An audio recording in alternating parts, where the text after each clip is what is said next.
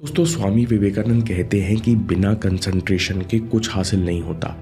इस संसार में जितनी तरक्की तुम देखते हो उसके पीछे कंसंट्रेशन का बहुत बड़ा हाथ है। तो आप अपने कंसंट्रेशन का स्तर अगले लेवल पर कैसे ले जा सकते हो? खुद से जीतने वालों को मेरा सलाम और प्रणाम। एक हंसता खेलता लड़का अचानक उदास हो गया। वो अक्सर अंधेरे कमरे में बैठा रहता, अकेले खुद से बड़बड़ाता रहता। लोग उससे पूछते तुम्हें क्या हुआ है, पर वो कुछ बता नहीं पाता क्योंकि उसका मन किसी चीज में नहीं लगता। किस्मत से गौतम बुद्ध कुछ दिनों के लिए उस नगर के बाहर रुके हुए थे। लड़के के पिताजी बहुत उम्मीद के साथ उस लड़के को गौतम बुद्ध के पास ले गए। लड़का काफी देर तक गौतम बुद्ध के आसपास बैठा रहा, पर शांत रहा। आज तक उसने अपनी तकलीफ किसी को नहीं बताई थी, पर गौतम बुद्ध का सुंदर व्यवहार और अपनापन देखकर लड़का बोल पड़ा, मैं आपको अपने मन की बात बताना चाहता हूँ और प्रश्न पूछना चाहता हूँ। सवाल, अंदर की परेशानी। तथागत ऐसा क्यों होता है कि कुछ लोग परेशानियों के बावजूद सफल हो जाते हैं और कुछ लोग परेशानियों से निकल ही नहीं पाते? गौतम बुद्ध ने पूछा, तुम ऐसा सवाल क्यों करते हो? लड़के ने कहा, मैंने 2 साल कड़ी मेहनत की।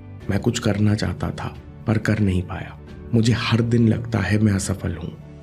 मुझे कुछ ऐसा आशीर्वाद दीजिए जिससे जीवन में कभी परेशानियां और दुख मुझे रोक ना पाए।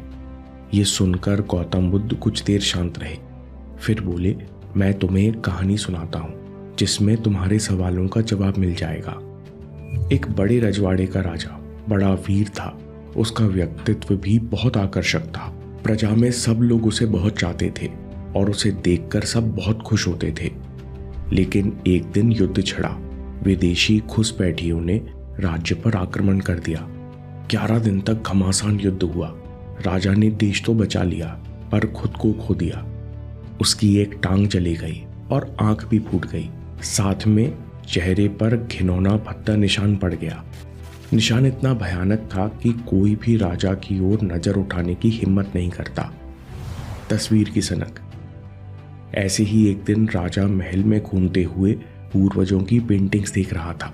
राजा अचानक सोच में पड़ गया, मेरे पूर्वज सब इतने वीर दिखते हैं, इन सब के सामने मेरी पेंटिंग कैसी लगेगी? क्या आने वाली पीढ़ी मेरी वीरता याद रखेगी या मेरी कुरूप और अपंग छवि देखेगी? अगले ही दिन राजा ने घोषणा करवाई और सभी जाने माने चित्रकारों को दरबार में बुलाया। राजा ने 2 शर्तें रखी। पहली, उसकी पेंटिंग बिल्कुल वास्तविक होनी चाहिए। दूसरी, पेंटिंग आने वाली पीढ़ियों और लोगों को प्रेरणा देनी चाहिए। राजा की घोषणा सुनकर सभी चित्रकारों के चेहरे सफेद पड़ गए। वे समझ नहीं पा रहे थे कि अब राजा पहले जैसा सुंदर नहीं रहा तो पेंटिंग को वास्तविक कैसे बनाएं, और यदि राजा को कुरूप ही बना दिया तो सजा जरूर हो जाएगी। नतीजा ये हुआ कि सभी चित्रकार चुप खड़े रहे। किसी ने पेंटिंग बनाने की जिम्मेदारी नहीं ली। जब राजा ने देखा कि कोई तैयार नहीं है, उसे आवेश आया। सब चित्रकारों को सबक सिखाने के लिए राजा ने एकाएक उंगली उठाकर एक युवा चित्रकार की ओर इशारा किया और कहा, तुम अगले 5 दिनों के अंदर एक भव्य पेंटिंग बनाकर लाओगे, अन्यथा तुम्हारे साथ साथ सभी चित्रकारों को सजा दी जाएगी। छठे दिन दरबार भरा था। लड़का अपनी पेंटिंग कपड़े से ढककर दरबार में पहुंचा। सब डरे हुए थे, कुछ उत्सुक भी थे कि आखिरकार इस युवक ने कैसा चित्र बनाया होगा। और जैसे ही पर्दा हटा, सब शांत हो गए, जैसे सांस लेना ही भूल गए हों। फिर पूरी सभा तालियों की गड़गड़ाहट से गूंज उठी। पेंटिंग में राजा एक शानदार घोड़े पर सवार दिख रहा था। राजा की स्थिति ऐसी थी कि राजा की एक टांग घोड़े के पीछे छिपी हुई थी। पेंटिंग में राजा तीर चला रहा था और एक आंख बंद थी, जिससे पता ही नहीं चलता था कि उसकी एक आंख फूटी हुई है। पेंटिंग इतनी अद्भुत थी कि राजा की कमियां छिप गईं और उसकी वीरता उभर कर आई। चित्र देखकर राजा विस्मित था। उसने युवा चित्रकार से पूछा, जब सारे अनुभवी चित्रकार हार मान चुके थे, तब तुमने इतनी बेहतरीन पेंटिंग कैसे बनाई? लड़के ने कहा, महाराज, पहले दिन मैं अंदर से डरा हुआ था कि कहीं पेंटिंग बनी तो मेरे साथ कई लोगों को सजा मिल सकती है। मेरे अंदर ये विचार भी थे कि मैं क्यों फंसा या मेरी क्या गलती है। ये सोचते हुए मैं रात को वहीं सो गया।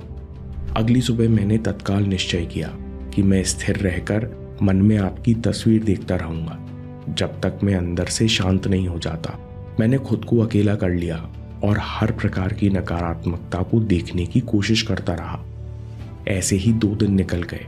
तीसरे दिन कुछ अद्भुत हुआ। मुझे आपकी चोटिल काया में भी वीरता दिखने लगी। अगले ही दिन मुझे विचार आया कि आप घोड़े पर सवार होकर निशाना लगा रहे हैं। यही प्रेरणा पाकर मैंने शांत मन से पेंटिंग बना दी। युवक की सच्ची बात सुनकर राजा भावुक हो गया। राजा ने युवक को गले लगा दिया और खूब बड़ा पुरस्कार दिया। गौतम बुद्ध ने लड़के से कहा, इस कहानी में तुम्हारे हर सवाल का जवाब है। चलो पहले जवाब से शुरू करते हैं। मुश्किलों को देखते रहो। अक्सर हम लक्ष्य बनाते हैं, फिर प्लान बनाते हैं और मेहनत करते हैं, लेकिन जैसे ही मुश्किल आती है या कोई काम नहीं होता तो हम दुखी होकर, हताश होकर मुश्किल से मुंह फेर लेते हैं।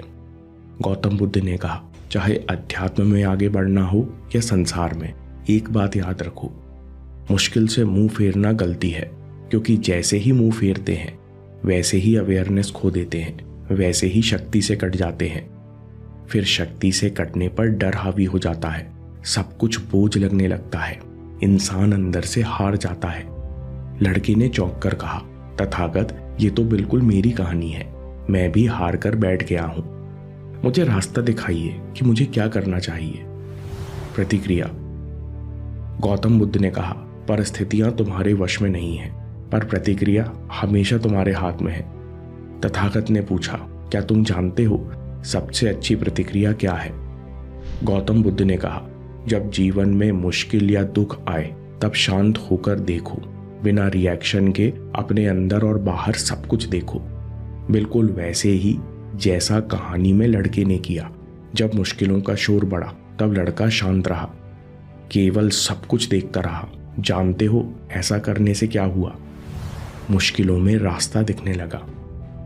गौतम बुद्ध ने कहा, जब लोग राजा के सामने गए तब लोगों ने उसकी कुरूपता और अपंगता पर ध्यान दिया, जिस कारण उनके अंदर डर और बेचैनी ने जन्म लिया। वे इतने विचलित हुए कि राजा में कुछ भी अच्छा नहीं देख पाए। गौतम बुद्ध ने कहा, तुम भी अपनी जिंदगी में जाने अनजाने यही कर रहे हो। जब कोई परेशानी आती है तब तुम अंदर से इतनी नकारात्मक प्रतिक्रिया पैदा कर लेते हो कि स्थिर नहीं रह पाते और तत्काल पीछा छुड़ाने का प्रयास करते हो। इसकी जगह वो करो जो लड़के ने किया। लड़का बिना किसी प्रतिक्रिया के राजा के व्यक्तित्व को देखता रहा और अपने अंदर की भावनाओं और विचारों को भी बिना जजमेंट के देखता रहा। ऐसा करने से उसे राजा की कुरूपता में महानता और चोट में वीरता दिखने लगी। लड़के ने कहा, मैं कैसे देखूं? तथागत ने कहा, कला विकसित करो। आकृति बनाना और रंग भरना कोई भी सीख सकता है, पर जो हर वस्तु में सुंदरता और शुभ देख सकता है वही असली कलाकार है। हमें जीवन में यही कला विकसित करनी है। हर दिन कठिन चीजों को, छोटी मुश्किलों को बिना जज किए देखना शुरू करो। ऐसा करते करते तुम्हें हर जगह, हर चीज में कुछ ना कुछ अच्छा और अवसर दिखने लगेगा। गौतम बुद्ध ने कहा, याद रखो, दृष्टि में सृष्टि है। जिस पल तुम अपनी बाधाओं को सकारात्मक दृष्टि से देखना शुरू करोगे, उसी पल जीवन में ऊर्जा, उत्साह और नए रास्ते बनने लगेंगे। ऐसा करते करते तुम्हारा पूरा जीवन ही आशीर्वाद बन जाएगा।